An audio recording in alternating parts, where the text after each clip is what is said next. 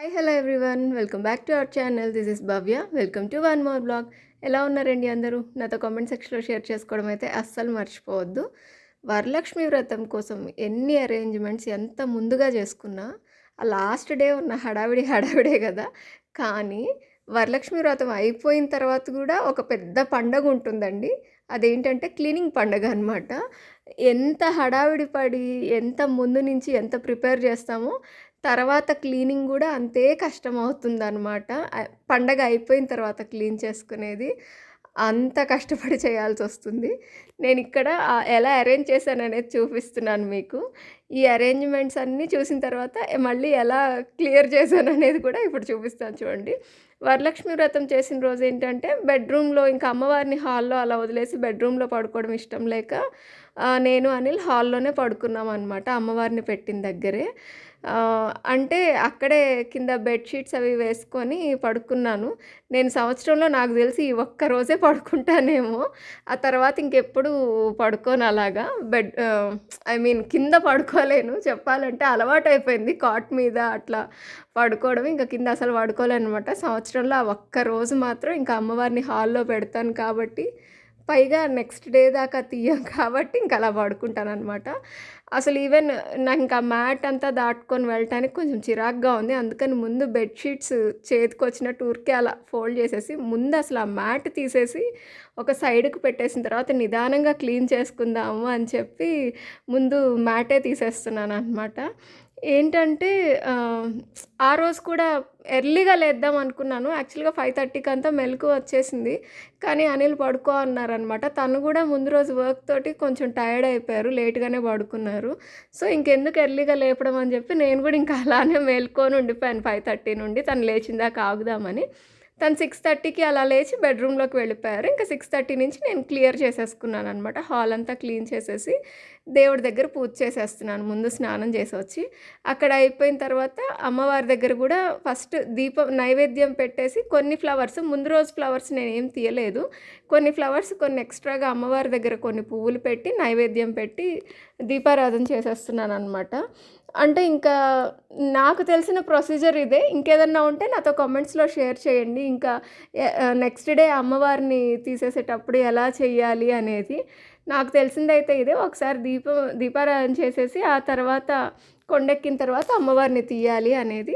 So, ఇంకా అలాగా పొద్దున్నే లేచి ముందు దేవుడి దగ్గర దీపారాధన చేసేసి, ఇక్కడికొచ్చి మళ్ళీ చేస్తున్నాననమాట అమ్మవారి దగ్గర కూడా.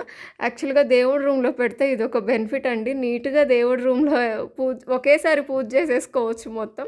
అక్కడ ఒకసారి పూజ, ఇక్కడ ఒకసారి పూజ ఇదంతా అవుతుంది. ఈవెన్ ఈసారి ఇంకా డెకార్ అంతా చేయలేదు కాబట్టి కొంచెం పని తక్కువ గూడా అయ్యింది.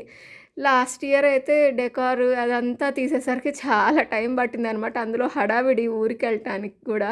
అప్పుడైతే ఇంకా లలితా సహస్రనామం బుక్ అమ్మవారి దగ్గరే పెట్టుకున్నాననమాట. ఆ టేబుల్ దగ్గర అవసరమైనయన్నీ ఆ క్లాత్ కిందే పెట్టేసుకొనున్నాను. ఇంకా మహాలక్ష్మి అష్టకం చదువుతున్నాననమాట. డైలీ నాకిది అలవాటు. దేవుడి దగ్గర పూజ చేసేటప్పుడు ఇది చదవటము. సో, ఈరోజు ఇంకా అమ్మవారి దగ్గర కూర్చున్నాను కాబట్టి అక్కడే కూర్చొని మహాలక్ష్మి అష్టకం చదువుతూ ఉన్నాననమాట. ఇయర్ నిజంగా ఒకటి జరిగిందండి. నేను హారతి ఇచ్చేటప్పుడు అనిల్‌ని పిలుస్తాననమాట. ఈసారి మాత్రం ఆ గంట సౌండ్ వినంగానే అనిలే వచ్చేసారు. నాకైతే షాక్. నిజంగా ఇదొక మిరాకిల్ అనుకోవాలి ఈ ఇయర్ 2025లో. ప్రతిసారి నేను పిలవాలనమాట ఎవ్రీడే హారతి ఇస్తున్నాను వచ్చి కళ్ళద్దుకో అని. అప్పుడే వస్తారు. తను గంట సౌండ్ వినంగానే వచ్చేసారనమాట. నేనైతే షాక్ అయిపోయాను. ఇంకా పూజ అయిపోయిన తర్వాత బ్రేక్‌ఫాస్ట్ చేసేసి బయటకు వెళ్తున్నాము. అనిల్‌కి ఏదో పనుంది. అది నన్ను గూడా పట్టుకెళ్లారనమాట. నేను రాను, రాను అంటుంటే. ఇంకా అక్కడే చాలా లేట్ అయిపోయిందనమాట. లంచ్‌కి నేను ప్రిపేర్ ఏం చేయలేదు. ఇంటికొచ్చి ఏదో ఒకటి చేసుకోవచ్చులే అనే అనుకున్నాను. అంత లేట్ అవుతుందని అనుకోలేదు.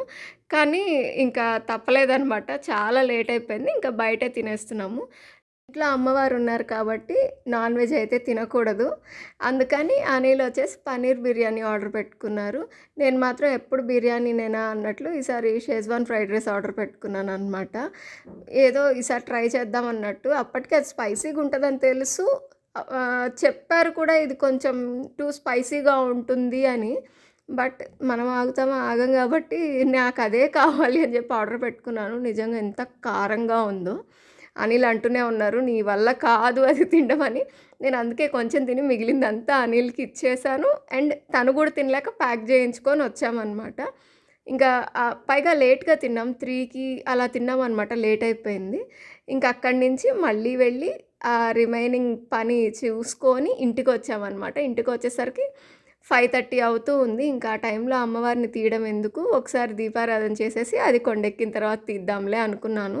ఎందుకంటే మళ్ళీ నెక్స్ట్ డే దాకా సండే రోజు ఎందుకులే తీయడము, మళ్ళీ నెక్స్ట్ డే కూడా ఇట్లానే బయటకెళ్ళాల్సొస్తుంది అని నాకు తెలుసనమాట. ఇంకా అందుకని కొండెక్కిన తర్వాత తీద్దామని చెప్పి కొంచెం మళ్ళీ ఈవినింగ్ నైవేద్యం అలా పెట్టి దీపారాధన చేసేసి అది కొండెక్కిన తర్వాత ఇంకా తీసేస్తున్నాననమాట. అంటే కలశము అమ్మవారిని పొద్దునే కదిలించేశాను. కానీ ఈవినింగ్ ఇంకా 5:30 అయ్యేసరికి నాకు తీయాలనిపించలేదు. కొంచెం ఆగి తీద్దాంలే అనేసి ఇంకా ఆగిపోయాననమాట. ఇలా తీసేటప్పుడు నిజంగా ఈసారి మాత్రం చాలా కాన్షియస్‌గా ఉన్నానండి. ఈసారే కాదు, లాస్ట్ ఇయర్ కూడా.